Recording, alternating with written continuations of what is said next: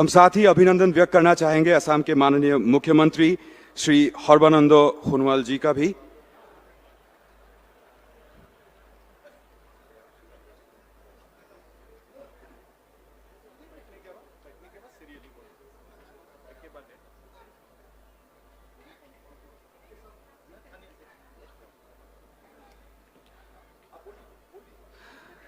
अभी हम अभिनंदन व्यक्त करना चाहेंगे असम के माननीय मुख्यमंत्री श्री सर्बानंद सोनोवाल जी का।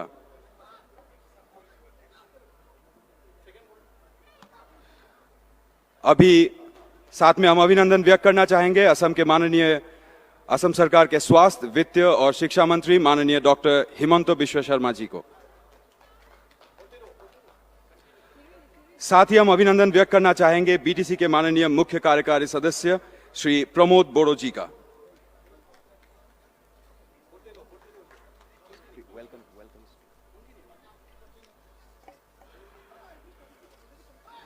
साथ ही हम अभिनंदन व्यक्त करना चाहेंगे national vice president Bharatiya Janata party के श्री बैजयंत पांडा जी का।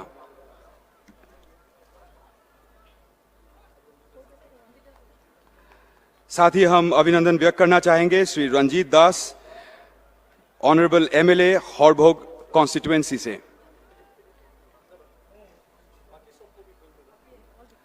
साथ ही हम अभिनंदन व्यक्त करना चाहेंगे यहां उपस्थित बाकी सभी गणमान्य व्यक्ति और हमारे बीच उपस्थित सभी अतिथियों का। अभी मैं निवेदन करता हूं बीटीसी के माननीय प्रधान सचिव श्री सिद्धार्थ सिंह जी से कि वे स्वागत भाषण प्रस्तुत करें।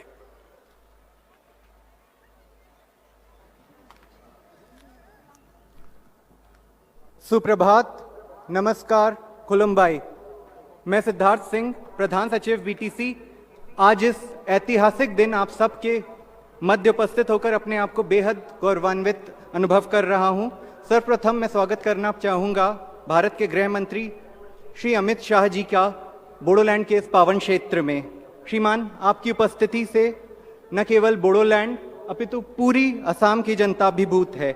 मैं स्वागत करना चाहूँगा असम के माननीय मुख्यमंत्री श्री सर्बानंद सोनोवाल जी का, वित्त, शिक्षा, स्वास्थ्य इत्यादि विभागों के मंत्री श्री हिमंत बिश्व शर्मा जी का, बोडोलैंड के नवनिर्वाचित मुख्य कार्यवाही सदस्य श्री प्रमोद बोड़ो जी का, साथ में राष्ट्रीय अध्यक्ष भाजपा श्री पांडा जी का और राजकीय अध्यक्ष श्री रंजीत दास जी का। यहाँ उपस्थित हमारे माननीय सांसद, पूर्व सांसद, विधायक, असम के मुख्य सचिव, अन्य अधिकारीगण आरु ऑप्सू के प्रेसिडेंट और सेक्रेटरी का मैं स्वागत करना चाहूँगा और स्वागत करना चाहूँगा मीडिया के हमारे उपस्थित बंधुओं का, और सबसे ऊपर मैं स्वागत करना चाहूँगा बोडोलैंड की सम्मानित जनता का। दशकों की अस्थिरता और हिंसा के बाद विगत वर्ष बीटीआर समझौता होने के बाद से इस क्षेत्र में शांति का रास्ता प्रशस्त हुआ है।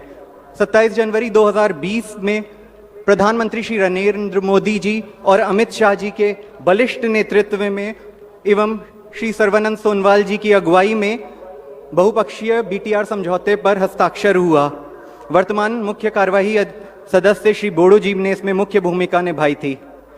मुझे और समस्त बोडोलैंड को आज हर्ष एवं उल्लास की अनुभूति है कि हमारे माननीय गृह मंत्री जी आज ऐसे उपलक्ष्य में स्वयं उपस्थित हैं। एक ही वर्ष के अंतराल में भारत के प्रधानमंत्री और गृह मंत्री कोकराझार में पधार चुके हैं।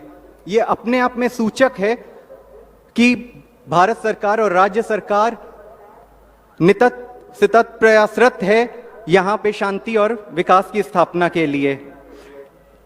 आप सबको बता के मुझे अत्यंत हर्ष की प्राप्ति होती है कि शांति समझौते ने यहाँ के मूल निवासियों में गौरव और आत्मविश्वास का ऐसा संचार किया कि बीटीसी चुनाव में 80% से अधिक मतदान हुआ और पूरी चुनावी प्रक्रिया अत्यंत शांतिपूर्ण ढंग से संपन्न हुई। हम आशा करते हैं शांति ही विकास का एक नया अध्याय इस क्षेत्र में अनुमोचन करेगी। एक बार पुनः मैं सबको स्वागत करता हूँ इस क्षेत्र में, इस विभिन्न जाति जनगोष्ठी, विविध कला, संस्कृति, आशा और सभ्यता के क्षेत्र बोडोलैंड में। एक ही कोई मुर हमु वक्तव्य हमोरनी मारिलू। धन्यवाद। जय हिंद। अभी मैं आग्रह करूंगा बीटीसी के माननीय मुख्य कार्यकारी सदस्य श्री प्रमोद बोरो जी से कि इस ऐतिहासिक दिन में वो अपने विचार व्यक्त करें।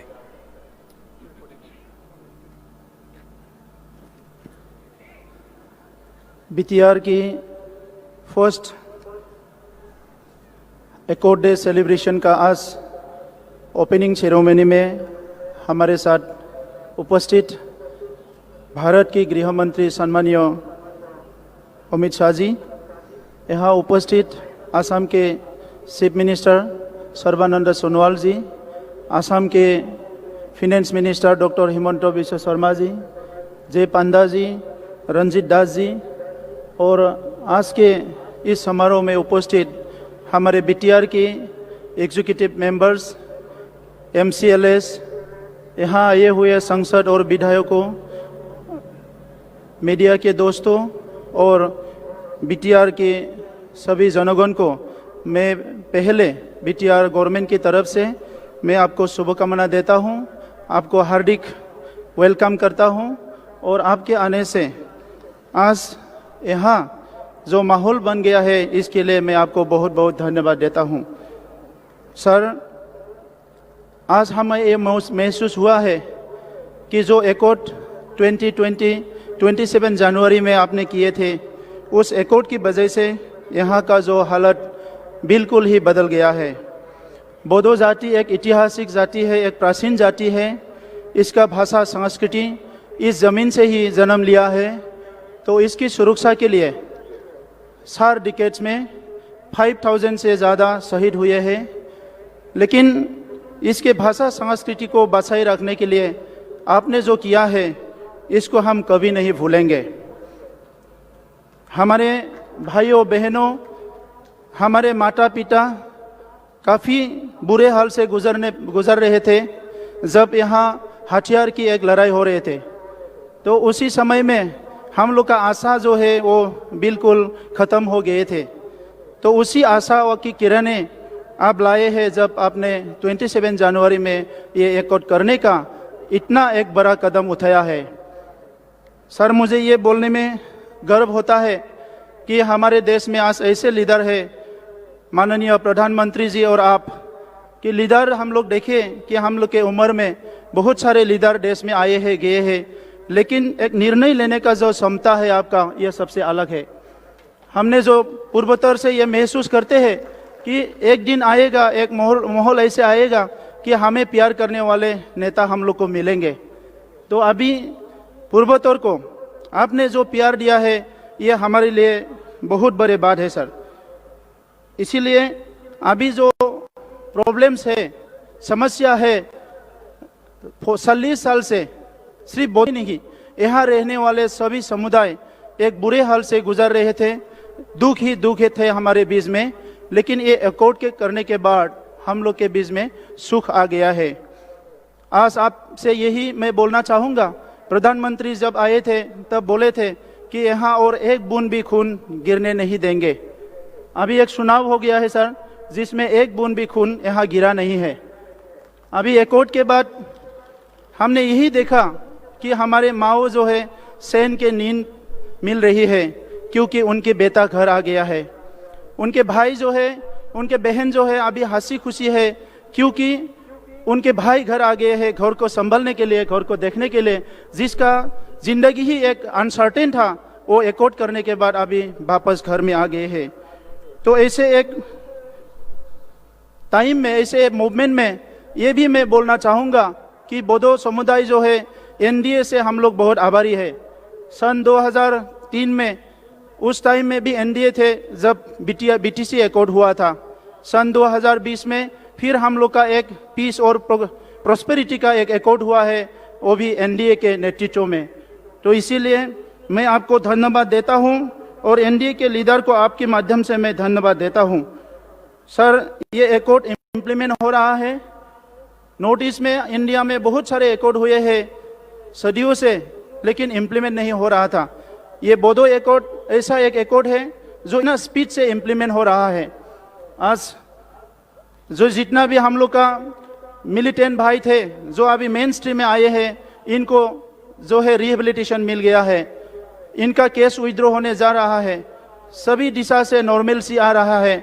और एकोर्ट के एक बड़ा एक क्लोज था कि डिप्टी कमिश्नर हमारे काउंसिल में नहीं थे, तो 3 दिन पहले आसाम गवर्नमेंट ने आपके नेतृत्व में डिप्टी कमिश्नर को हमारे यहाँ डेवलपमेंट काम लगा दिया है, इसको एक इससे हिस्सा बना दिया है सर। तो अभी यहाँ का डेवलपमेंट बहुत स्पीड से होगा।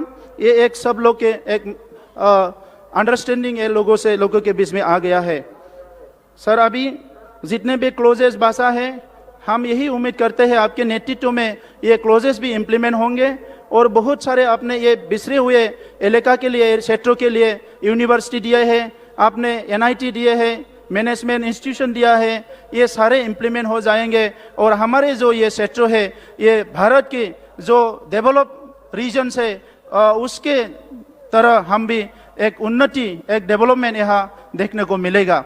लेकिन दुख का बात यही सर, आपसे ये विनती करते हैं कि हथियार का जो इम्पैक्ट है हमारे यहाँ अभी भी थोड़ा थोड़ा है, जिससे लोग डरते हैं। लोग डेमोक्रेसी चाहते हैं, लोकतंत्र का सब लोग सम्मान करते हैं, लेकिन कोई हथियार लेके जब लोगों को धमकाते हैं, डराते हैं, तो अब लोग डर जाते हैं। तो अभी जो भारत है, एक विकसित भारत, जो डेवलप भारत है, जो एक भारत श्रेष्ठ भारत का नारा हमारा प्रधानमंत्री ने दिया है, तो हम लोग चाहते हैं सर यहाँ से इलीगल हथियार जो हो वो कम्प्लीटली बरामद हो। मैं पुलिस प्रशासन को धन्यवाद देता हूँ, आपके नेतृत्व में यहाँ बहुत सारे हथियार बरामद कर रहे हैं, लेकिन जितने भी हथियार बासा है ये सारा बरामद हो और लोगों को सुरक्षा मिले। सर आज मेरा इतना बोलना नहीं है, आज हम लोग आपको ही सुनने के लिए बेसब्री से इंतजार कर रहे हैं और बदौलन के सारे जनता आपको सुनने के लिए, आपका मार्गदर्शन के लिए हम लोग इंतजार कर रहे हैं। तो हम लोग आपसे बहुत बहुत आभारी है। मैं BTR की जनता की तरफ से आपको यही मैं प्रार्थना करूँगा आपके लिए कि आपका लंबी उम्र हो, अच्छे स्वास्थ्य हो और आने वाले समय में BTR की जनता को आप जैसे पहले प्यार दे के आया है, तो आने वाले समय में ही ऐसे प्यार दे। और ये एकोर्ट को आपने एक ऐसे निगरानी किया है, ऐसे आपने मॉनिटर किया है, तो इसका हम लोग सब लोग आभारी है। बहुत बहुत धन्यवाद।